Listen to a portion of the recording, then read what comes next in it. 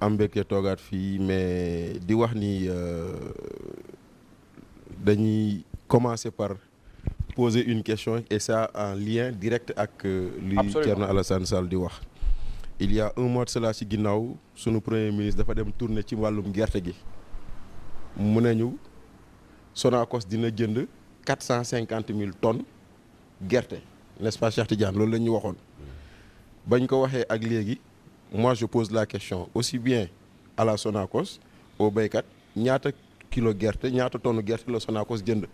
parce que dañoo ne woon béykat yi am nañ jafe-jafe pour écouler seen produit moom mu ne pour Sonacos dina ci dugal xaalis donc ñaata lañ dugal ci xaalis ci loolu ñaata la ñu jox la béykat yi am ñaata la ñu jox xaalis Sonacos pour mu jënd parce que ci diggante bi dégguma benn yoon ni yokkal nañ xaalis Sonacos ci loolu donc benn la ci mbir moomu noonu beneen question bi bu beneen situation bi boobu tam ça toujours en lien avec les dépenses de l'État premier ministre dem na fi sommet Addis Abeba sommet Union africaine Addis Abeba Mohamed ba muy dem mu ngi ànd ak soxna président de la République Marie Khone ñoo bokk avion bi parce que y avait en marge du sommet benn sommet des premières dames gis nañ fa muy ñëw après dañoo gis premier ministre dem Umra te ba muy dem avion bi la demee présidentiel dañuy laaj samp laaj la nag Marie Khone ba muy ñibbisi lan moo ko indi j'espère que luweeluñu ko avion moom tamit j'espère que rek luweeluñu ko avion mais dañuy samp laaj moom ba muy ñibbisi lan moo ko indi ndaxte loolu yëpp ça rentre dans une situation bi nga xam ne ñu ngi koy dund te ñëpp gis nañ ni situation bi métti na donc agence de notation yi waxuñu lu Sénégalais yi dundul ndaxte fii nii li may wax toujours ku nekk boo bëggee xam ndax dëkk baa ngi dox xoolal ñaata moo ne sa poos ku xool ci poosam ku ne dina xam ndax dëkk bi dox na wala doxul boo xoolee ñaata chantier nga seen ñoo xam ne dañoo taxaw ñaata nu mu tuddati jaaykat ñu am ay difficultés ñaata nit ñoo xam ne dañ daan dimbale ay nit tey ñoo nekk ci ay difficultés loolu rek la ñu traduire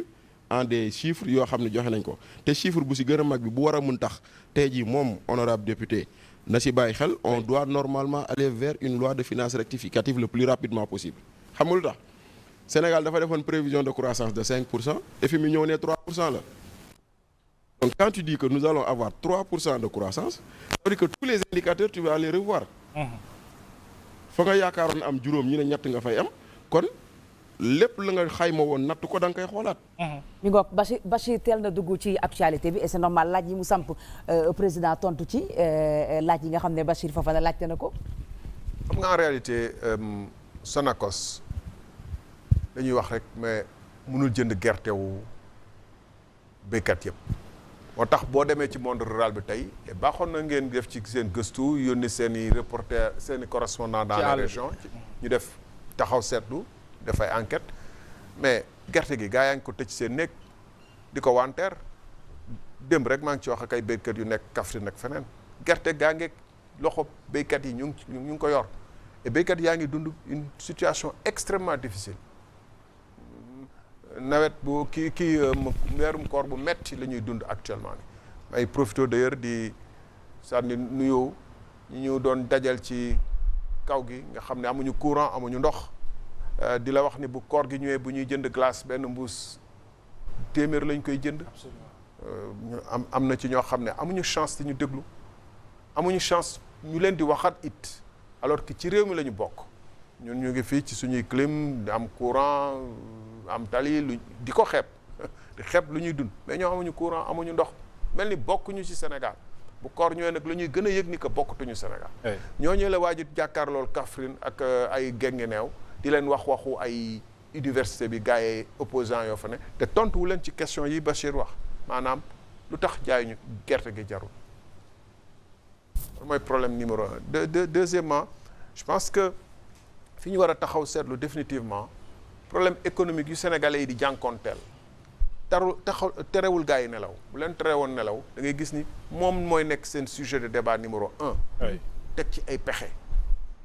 Vous vous rappelez, peut-être beaucoup d'entre vous sont très jeunes pour se rappeler, mais Diouf période d'austérité, plan d'austérité loolu rek la doon wax discours am yëpp parce que da ngay xam ne kii il est la question le hante. loolu mooy responsable da ngay xam ne kii jafe-jafe yi ñu dund daf ko hanté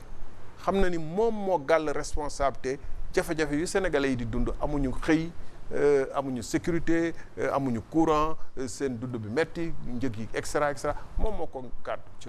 mu ciy wut ay solution donte man mosuma d'accord ci solution yi mu doon dawal mais xam na ni au moins am na sens de responsable mais fu ma bëgg sénégalais yi ñuy déglu taxaw mooy ñii dafa mel ni ils sont insouciants et inconscients du problème parce que encore une fois kër gi du nekk di lakk ngeen di xuloo ak xeex pas sax nu ñuy fayee daay gi même bu doon loolu sax ñu ne bon yéen peut-être vous êtes semi inconscient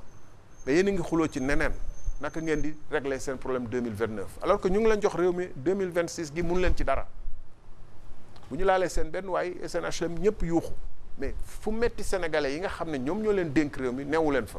c'est de l'inconscience et de l'insouciance ça il faut qu'on le dise. mel ni dañu desee yëg coono gi Mouhamed voilà dañuy dem ci Mouhamadou Moustapha Mané sur l'aspect économique avant ñuy jàll ci beneen pàcc ginnaaw bañ la nuyoo.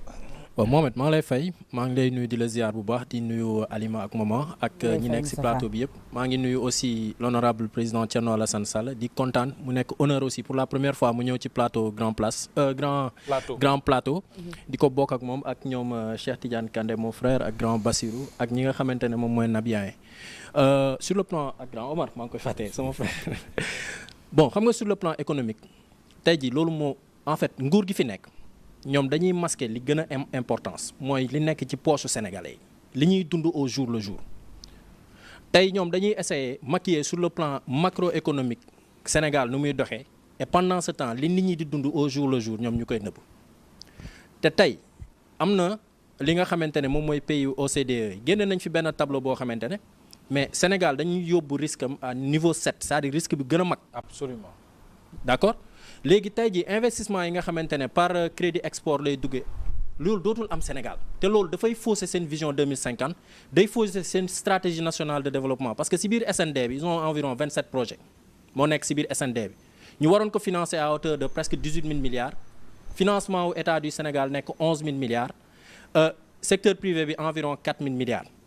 mais tey secteur privé boobu ce sont des contrats yoo xamante ne PPP la léegi yow su fekkente ne PPP yi nga war a am ña la war a financer ñoom nee nañ léegi dootu ñu la financer cela fausse effectivement li nga xamante ne moom mooy say investissement te bu ngeen fàttalikoo semaine yële passé ñoom ñoo fi doon wax ne ñoom tey 2026 bii moo nekk l'année des investissements. Absolument le président l'a annoncé. waaw donc tey jii coup dur la effectivement li grand Bassirou wax sànq dëgg la il faut que ñu dem vers une loi de finances rectificative au plus vite pour defaraat li nga xamante ne joyanti situation bi ñu nekkee nii. autre chose tey ñoom ñu ngi prévoir oon li nga xamante ne mooy 1200 et quelques milliards comme investissement en emprunt laa bëgg a wax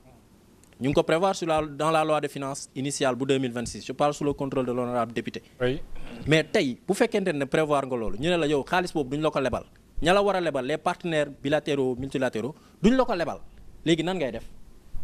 et imaginez 1200 milliards yoo xamante ne tey ji duggul ci circuit économique gu Sénégal loolu moo tax FMI